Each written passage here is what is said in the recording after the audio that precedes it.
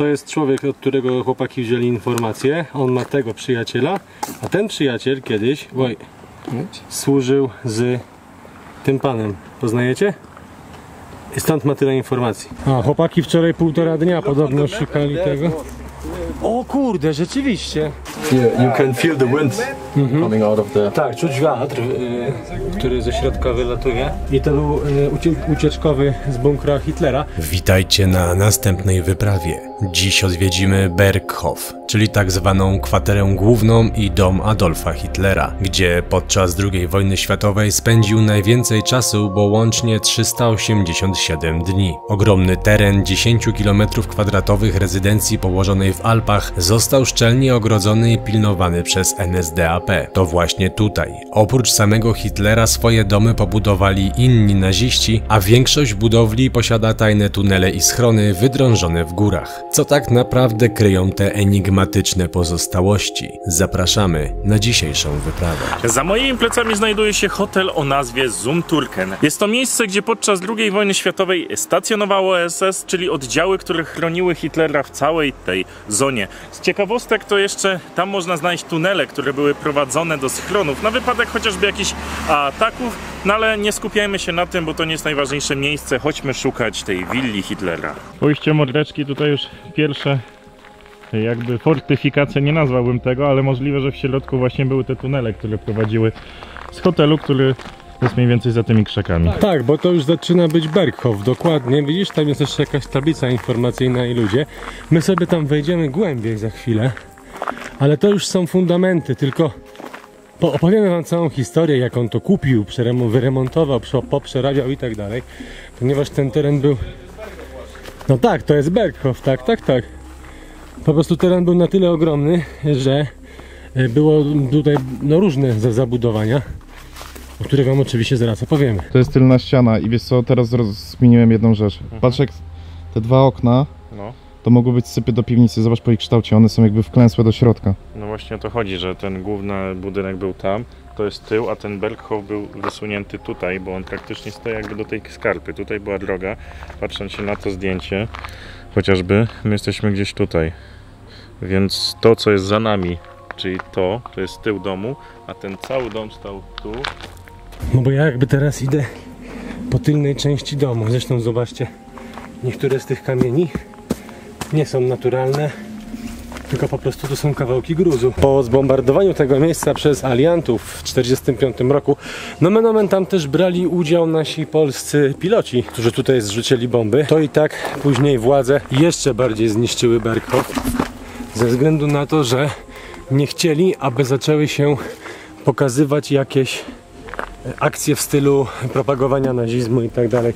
Siedzę prawdopodobnie na czymś, co było piwnicą, bądź jakimś przedmurzem, na pewno tu są elementy domu, tak jak wcześniej wspominał Konrad, ale słuchajcie, są jakieś niewielkie zapisy tego, jak w tym domu się żyło, jak to wyglądało. Generalnie Hitler używał, a przynajmniej sam tak chciał używać do niemieckiej propagandy tego, że sam jest dekoratorem, sam jest architektem i sam wymyślił cały wystrój wnętrz. No nie do końca tak było, bo ludzie zrobili to za niego. To oczywiście wszystko było zrobione z przepychem, było bardzo luksusowe, ale niektóre informacje są pewne, między innymi dzięki Ewie Braun, która nagrywała to takie prywatne, bardziej takie prywatną sferę oraz ogólnie dzięki filmom propagandowym nagrywanym i zapiskom wspomnień ludzi, którzy to pracowali. Wiadomo, że Hitler i Ewa Braun mieli jakby dwie sypialnie i dwie łazienki połączone ze sobą wspólnymi wejściem. Podobno Hitler zawsze wieczorami spędzał z nią czas sam na wspólnej herbacie. To zapraszamy was na salony Adolfa Hitlera. Wiadomo, że jedyną taką zaufaną osobą, a niewiele osobom ufał, była Gerdi Trust, która zadbała właśnie o wystrój wnętrz i o to, jak w ogóle cała aranżacja wyglądała. Wiadomo, że miał gabinet telefoniczny z własną centralą, ogromne biblioteki z wielkimi zasobami książek. No, pieniądze go nie ograniczały, więc na pewno otaczał się mega luksusem, jeżeli chodzi właśnie o to miejsce, ale przejdźmy teraz właśnie na ten widok, bo chyba najważniejszym takim punktem była ta ogromna szyba z przepięknym widokiem właśnie na góry, na austriackie góry, które do tej pory robią wrażenie. Te 70-80 lat temu stałbym teraz w domu Hitlera. Te mury, które widzieliśmy, tak jak już wcześniej wspominaliśmy wiele razy, one były murami, które miały służyć do tego, żeby na ten dom nie zwaliła się piach z tej góry, ziemia. No i teraz tak naprawdę dochodzimy do tego takiego dużego tarasu, podwyższenia, które nie wiem, czy kojarzycie z filmów, gdzie siedziano właśnie na tarasie, gdzie na przykład Hitler bodajże stoi ze swoim owczarkiem niemieckim, albo po prostu z owczarkiem niemieckim. Gdzieś tutaj była właśnie ta ogromna szyba i właśnie to był ten widok, który Hitler miał mieszkając tutaj. Czyli wychodził sobie na ten taras i teraz jak to zobaczycie, to możecie się poczuć tak jak on, kiedy wychodził rano, wieczorem i się na te austriackie góry patrzył. A teraz jak się odwrócicie, to wyobraźcie sobie, zobaczcie ten cały teren. I to była jakby taka główna część, która była właśnie taka podłużna aż do tamtej ściany, gdzie się mieściły te wszystkie biblioteki, gdzie się mieściły łazienki, sypialnie, to miało parę pięter, to było dużo wyższe. Musicie sobie to wyobrazić wszystko, tu nie było drzew, no i jeszcze możecie zobaczyć czasem jakieś elementy betonowe, jakieś pręty, więc no tutaj musi działać wyobraźnia, a my wam też pomożemy, bo będziemy pokazywać wam te zdjęcia archiwalne, a może i nawet filmy. No ale samo to, że teraz przekazamy się właśnie po tym miejscu, gdzie Hitler mieszkał, no robi po prostu duże wrażenie. A teraz kolejny punkt, znaleźć Kubę, bo gdzieś nam zniknął i nie wiemy, gdzie jest. This is exit. Yeah? Yesterday we was there and today. It's far away from here? No, 2 seconds. It's great. Poznaliśmy chłopaków, którzy In the old Ostblock. badają ten teren od jakiegoś czasu i stwierdzili, że nas zaprowadzą, co nie? Więc sztos. Na the part of the, że jakby część starego blachodachówki, co nie? Mogłoby tak być. Was heißt oben? up there. Up there is a water bunker, an old water bunker. Yeah. And I can show you. Yeah, let's go. After this. Prowadźcie, chłopaki. And here is, also that is the old entrance at the wall from the Berghof. Here is the exit. There. The old man there. Say. A, chłopaki wczoraj 1,5 dnia podobno szukali tego. O kurde, rzeczywiście. Czyli to jest... A lot, many. A lot of entrance. Here, you can feel the wind coming out of there. Tak, czuć wiatr, który ze środka wylatuje. Ale to jest chyba zaspawane. Nie, to jest skręcone. It's welded from It's the other welded side. from inside. Yeah, exactly. A to świadczy tylko o tym, że jest po prostu tego więcej, takich wejść. I to był ucieczkowy z bunkra Hitlera, ale chłopaki jeszcze znaleźli wejście do domu Göringa, do bunkra Göringa, do którego nas zaprowadzą. Spójrzcie, tutaj kolejne elementy, wielkie powalone elementy betonu, które zostały wysadzone. I tutaj zapewne to była taka ściana, tutaj i tutaj, która po prostu prowadziła do tego bunkra.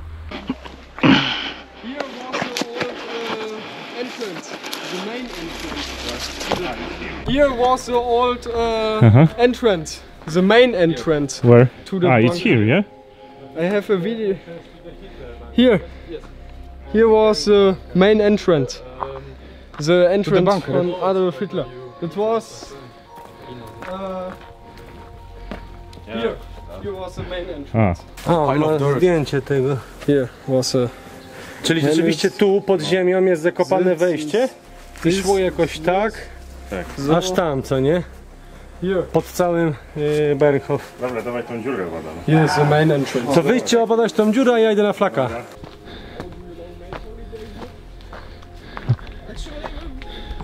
Nie, to nie jest dziura w It's ogóle. probably salt chimney or something like this. Nie.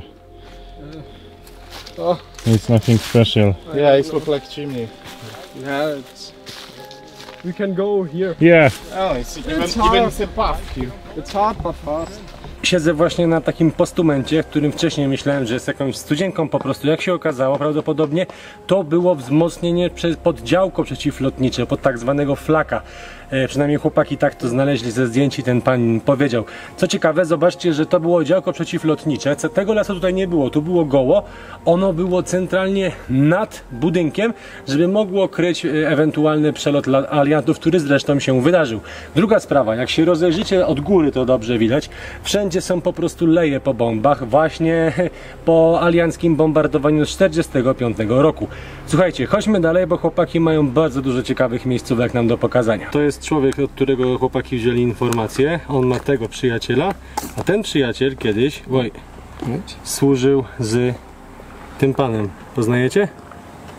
I stąd ma tyle informacji. Po niemiecku byśmy się nie dogadali z człowiekiem, który znał chyba bezpośrednio Hitlera, ale co się dzieje teraz? Idziemy nad tunelami, które rzeczywiście wiemy, że istnieją. Chłopaki nas prowadzą do miejsc, które sami znaleźli, a później razem będziemy eksplorować miejsca, do których uda nam się wejść. I jeżeli będziemy mieć farta, to uda nam się wejść do części z tuneli. Parę metrów koło tej ścieżki, gdzie byliśmy, słuchajcie, pojawia się kolejny bunkier.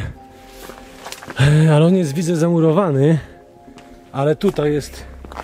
Wiesz co, można tylko przez rurę zajrzeć. Ale on był duży, bo tutaj też jest...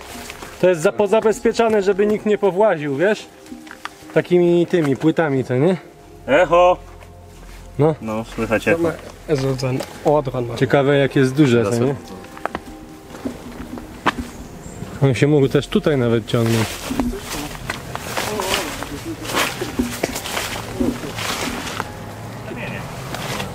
W tym momencie teraz jest tutaj pięknie wykoszona trawka, ale kiedyś tutaj stały, nazwę to baraki SS. Chyba to jest powoli przekształcane po prostu na parking, ale co jeszcze jest ciekawe, że podobno można znaleźć w niektórych miejscach ślady tego, że były schrony jednoosobowe. W momencie, kiedy cokolwiek miałoby się wydarzyć, w szczególności jakiś tam, wiecie, no nalot lotniczy i tak dalej, to mogli się w nich schować. I powiem Ci, że nie wiem, czy to nie są tego typu pozostałości, tylko że są pozabezpieczane, co nie? A, tu jest akurat ziemia, to nie to. Znaczy nie ziemia, tylko elektryka. Ale no generalnie to był ten plac, tak? Tutaj stały właśnie te... Macie te wzniesienia? Tak, te nam mówili, że są najprawdopodobniej te bunkry takie małe dla żołnierzy. No jednoosobowe, tak. Ale chłopaki dużo nam pomogli, ale są strasznie chaotyczni, więc trzeba ich będzie prostować, żeby to nie trwało do jutra. No wiesz, nie? przede wszystkim mają mapę, rozmawiali z człowiekiem, który zna to miejsce bardzo dobrze, więc no, mają tą przewagę i fajnie, że ich mamy, bo mogą nam pokazywać te miejsca, a my nie musimy spędzać całego dnia, żeby ich szukać. Dokładnie. Słuchajcie, teraz się przemieszczamy właśnie z willi, można powiedzieć, posiadłości Hitlera. Idziemy normalną drogą, bo trochę to się to pozmieniało i szukamy bunkra, takiej kantyny, gdzie gotowano i żołnierze mogli jeść. To też jest schowane, więc może nam się uda znaleźć wejście do tego. Pamiętajcie, że to jest ogromny kompleks, gdzie Hitler naprawdę tutaj miał rzeszę ludzi. Wildcam. As soon as you step in, they will... Jest. A co, kamera jest? Tak, na ruch. Czujnik, sorry. Kamera na ruch. Jest tutaj... Tylko nie wiadomo, co to jest. Na tych zdjęciach widzieliśmy, że to było przejście, taka szczelina chyba przeciwlotnicza. A weź tam po prostu. zaświeć. I tak mi się wydaje, że tak jest. Że ona idzie prosto i zaraz skręca, wiesz. A to pewnie zabezpieczone, bo tu wodociąg jest jakiś. No i ewidentnie Albo ściągają ciąg wody. wodę z góry. Słuchajcie, teraz idę do bunkra, który był właśnie tą niby kantyną. Mówili, że tam właśnie były kuchenki i tak dalej, więc po prostu tutaj sądzę, że żołnierze przychodzili jeść po służbie albo w trakcie służby. SS-mani. Spójrzcie, jak to jest wszystko schowane. Tam z tyłu za mną znajduje się bunkier, który jest zamknięty spod kamerą. Sądzę, że jest pod kamerą dlatego, bo tam jest jakieś pewnie teraz ujście wodne. No i o te ujście wodne prowadzi do tych tutaj domków wypoczynkowych, gdzie no gdyby ktoś wszedł i to popsuł, no to wiadomo, że lipa, więc po prostu zrobili to pod kamerą. Ale za to tutaj jest niby drut kolczasty, ale jakby się przez niego przedostać, to można wejść właśnie do tej niby kantyny. Tak, widać, że jest drut wygięty, ale i tak to są po prostu te... Parking na samochody to jest. Fajnie naprawdę, że spotkaliśmy tych chłopaków, bo oni nam pokazują bardzo dużo, ponieważ spędzili tutaj ze 3 dni. Przyjechali po prostu na wakacje i łazili. O, zobaczcie. Kolejne jakieś takie coś w ziemi. Wygląda trochę jak jakaś wentylacja. I tak pewnie jest, tylko że jest wszystko zawalone. Czyli to mogła być wentylacja od tych budynków, jeżeli by one rzeczywiście tego potrzebowały. Ewentualnie to jest przepust po prostu na wodę, ponieważ tu jest góra. Ponieważ ten pan, z którym oni rozmawiali, powiedział im, że jeszcze jakiś czas temu dało radę tutaj wejść. Aktualnie już nie da rady, ale cały czas chcemy dojść do tego bunkra Göringa. Bo podobno jeszcze 2 lata temu tam można było się wbić. No. Mam kolejną teorię. Tutaj wjeżdżały samochody i tutaj nawet są na zasadzie 3 sypów. Ja nie wiem, co stąd zsypywano, ale tam też masz jakieś okienko i tak dalej. Nie wiem, może węgiel tu przetrzymywano? Może było tak, że podjeżdżała fura, tankowali ją węglem i rozwozili, czy drewnem rozwozili po reszcie, co nie? Mogło tak być, bo tutaj ewidentnie są 3 sypy i w każdym z tych miejsc są po 3 sypy u góry. Okej. Więc nie wiem, co innego mogliby zsypywać niż węgiel. Jeśli wy macie odpowiedź, znacie na to odpowiedź, to dawajcie nam znać, bo my nie znamy. We go to these places. You know which area will you try to found the bunker? This direction. Somewhere on the left side. He said. He said you there can't is miss an it. other emergency okay. exit. I think. Yeah, because there is a... Yes.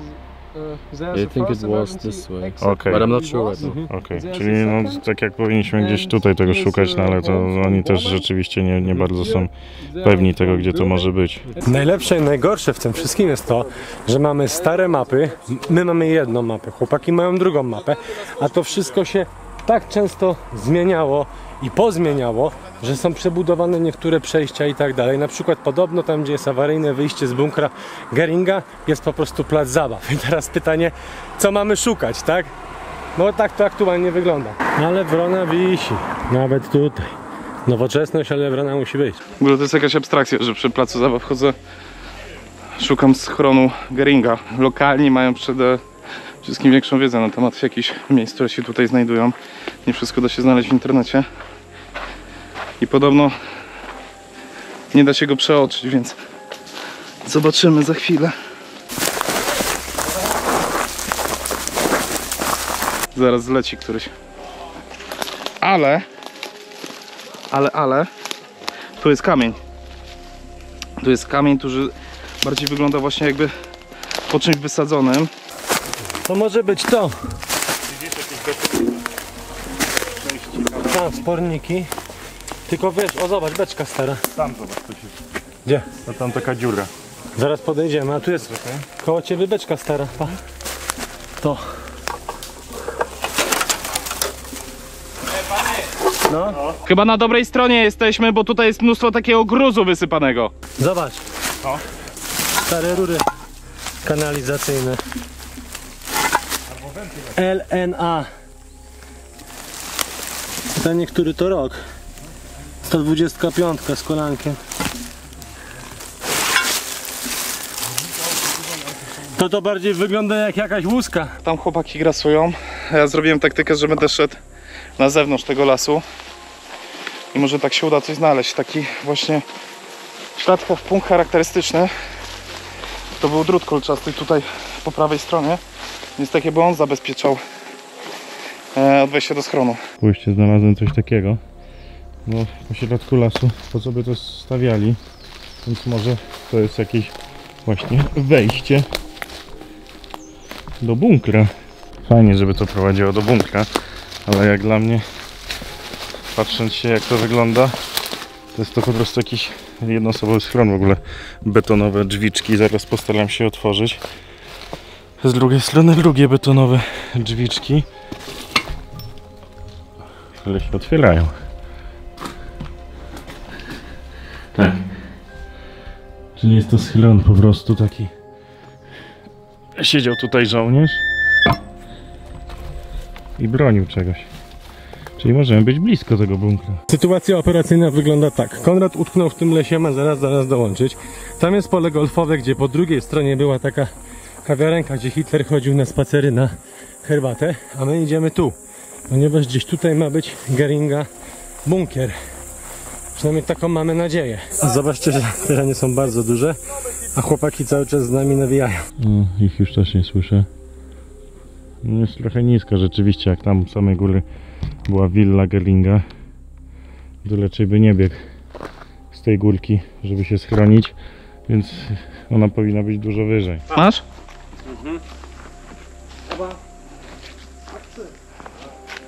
The House of Adjutant Göring, to jest ten dom, obok którego Tego mijaliśmy. przechodziliśmy. To jest ten staw na tej górze, To też co mijaliśmy, schodziliśmy. A to, ten nowy dom, stary dom został zniszczony, ale miejsce, gdzie stoi, teraz jest perfekcyjny. Widokiem na to Orle jest, Gniazdo. I No. to jest ten hotel, co jest tu na tym Tak. wzgórzu. Czyli dom Göringa nie istnieje. A oni mówią o schronie Göringa. Wiem, ale jak patrzę na jego mapę, to w ogóle Haus Göring, co nie, jest jakoś tu. Czyli gdzieś tam. Czyli my możemy być kilometr od tego miejsca tak naprawdę. Ja nie wiem, w ogóle to może być bardzo daleko i nie mam pojęcia, gdzie to jest, kompletnie, to nie? Wiesz co, wydaje mi się, że dziadek też mógł im trochę naopowiadać, że czy oni się w to wkręcili. Albo coś pomiesza, bo Konrad mówi, że tam jest jednoosobowy bunkier i może mu się fakty pomieszały, nie? To jest jeszcze jakiś kafe. Pokaż to jeszcze. Bo zobacz, jeszcze jest jedna rzecz, jak wejdziesz na mapy, tylko nie te, tylko w Wikimapie i zobaczysz po drugiej stronie w lesie jest coś takiego i to jest Hitler's favorite tea house was there, co nie? A jak wejdziesz na tą mapę, gdzie byliśmy wcześniej, czyli na tą Hitler's Cafe, Hitler's coś tam, to stary jest w ogóle za tym polem golfowym, co nie? Czyli tak na około z 1,5–2 km jest do Tea Cafe, to by trzeba było Göring jakoś... to jest 5 km stąd. No, to jest jakby może gdzieś tu na przykład, o. Wiesz. Też mi się tak wydaje. Tak samo, że tutaj zobacz, masz dom Tego... Szpera, tak? Tak, to jest ten Spera. architekt, nie? No, ale tego tu już nie ma na mapie zaznaczonego. Tak, to jest w złym miejscu. My w złym miejscu No. jesteśmy, na 99%, no ale okej. Oni są gdzieś tam. Tutaj jest jakaś dróżka. No Göring raczej by, no, jako że jego willa była u góry, no nie zbiegałby po górze, nie schodziłby takich kilometrów, tak bym to nazwał, żeby zejść do schronu, tylko to zejście powinno być gdzieś koło jego domu, więc stąd mi się wydaje, że no, że ten schron nie ma go tutaj, a tam jest ten grzybek, którego właśnie widziałem, ten jednoosobowy bunkier do schowania się żołnierza, żeby mógł bronić właśnie chociażby tego domu Göringa. Tak. Tu jest jakiś daszek powalony z blachy, co prawdaż, ale może pod tym.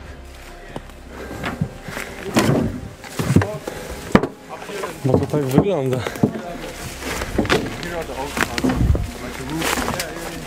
Tutaj też są zrobione te schody. Kurde, no.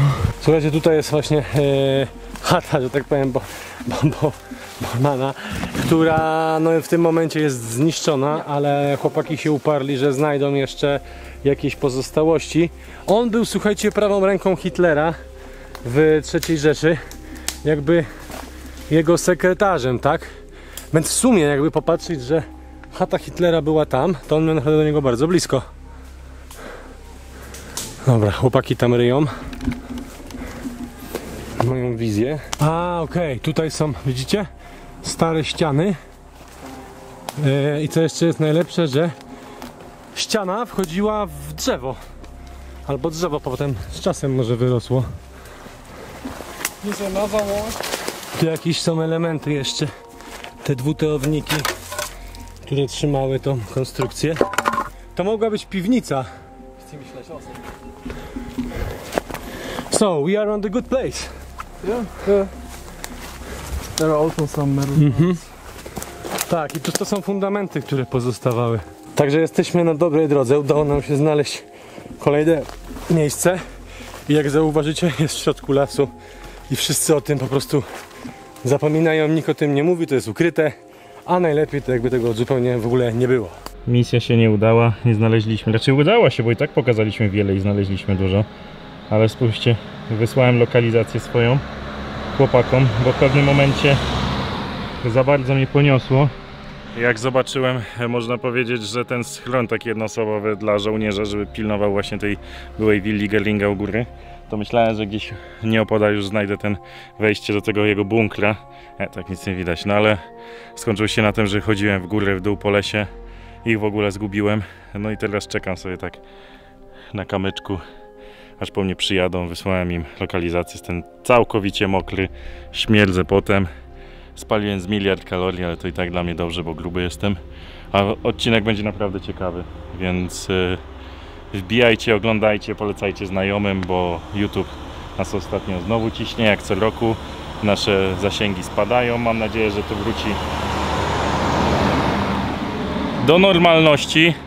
No jak nie będzie zasięgów, no to kanał będzie się chylił ku upadkowi.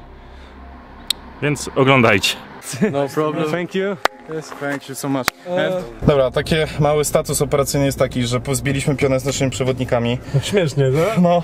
A to młode chłopaki po prostu przyszli tu i pogadali z tym Niemcem, co znał Hitlera. Wiesz kto to jest? My 10 lat temu. No, tak, dokładnie. I tak, zbiliśmy z nimi pionę, mega pomogli, więc thanks a lot of guys. I hope you enjoyed the trip with us. Teraz jedziemy po Konrada, który już tutaj stoi. Dzień dobry. Dzień dobry. Chcieliśmy wam jeszcze pokazać słynne Orle Gniazdo, znajdujące się zaraz obok, ale właściciel nie wyraził zgody na filmowanie. Dlatego tutaj kończy się nasza przygoda. Ślicznie dziękujemy naszym patronom, bo to dzięki wam możemy podróżować i kręcić takie odcinki. No i do zobaczenia na następnej wyprawie.